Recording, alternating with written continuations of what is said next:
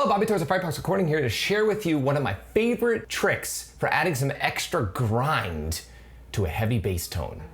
So let's say you have a bass tone that you're digging, right?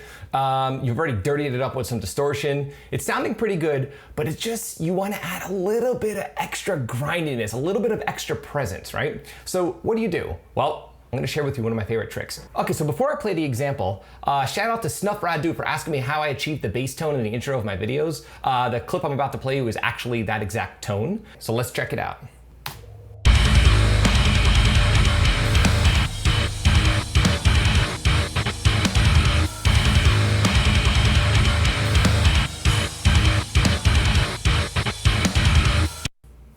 Okay, so pretty mean sounding bass tone in my opinion. And by the way, the clip you heard was actually a band called Adventure that I've worked with, really great guys. I have a link to their YouTube channel in the description as well.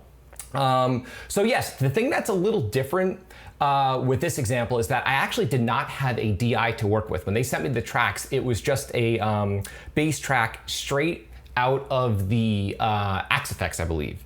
So, okay, so here we are. We have just a mono bass sound, right? No DI. Like I said, this is just the sound directly out of their Axe Effects that they sent me. So I didn't have a choice. I had to use the tone they gave me, and luckily the tone worked within the production. It actually sounds pretty sick. So here's the thing, the bass tone they sent me was already pretty distorted. What I want to do is I want to listen to just the raw tone that they sent me. Let's check this out. Here's the raw bass tone at the source.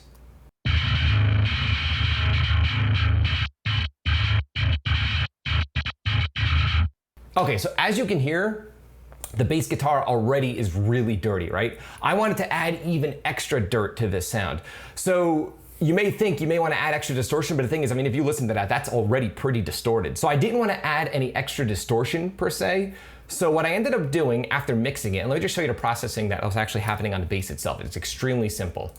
I just had a basic EQ rolling off everything below 40 Hertz and everything above 6K, 6-ish K. And then a simple compressor. Let's see how much it's being engaged here.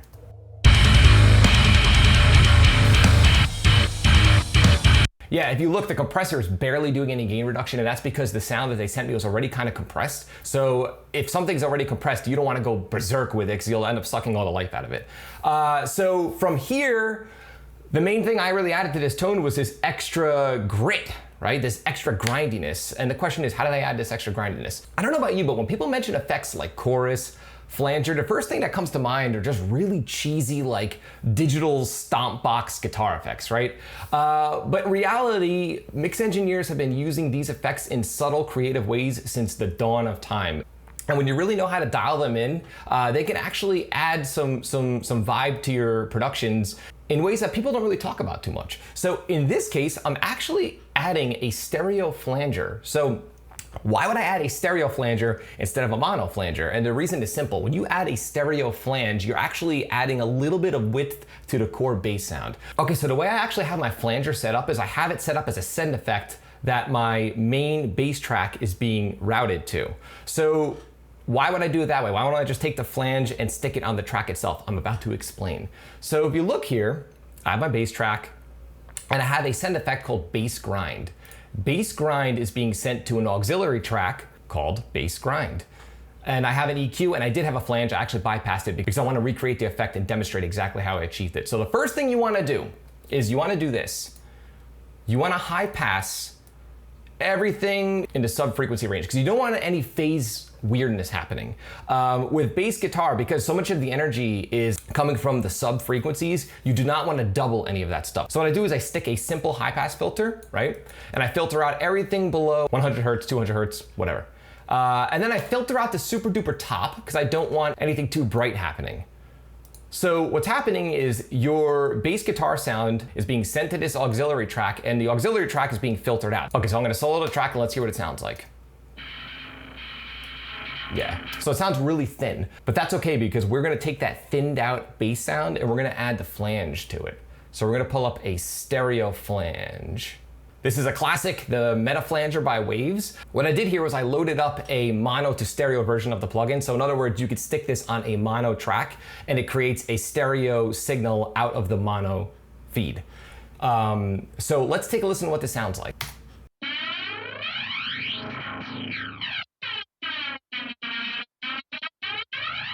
Okay, that may sound like a little too much in solo, but I guarantee when we ease that into the main bass sound, it's gonna add this extra presence that you can't really put your finger on when you're listening to it just in context of the mix, but it does add this extra vibe that works within the heaviness of the production. So let's give it a shot.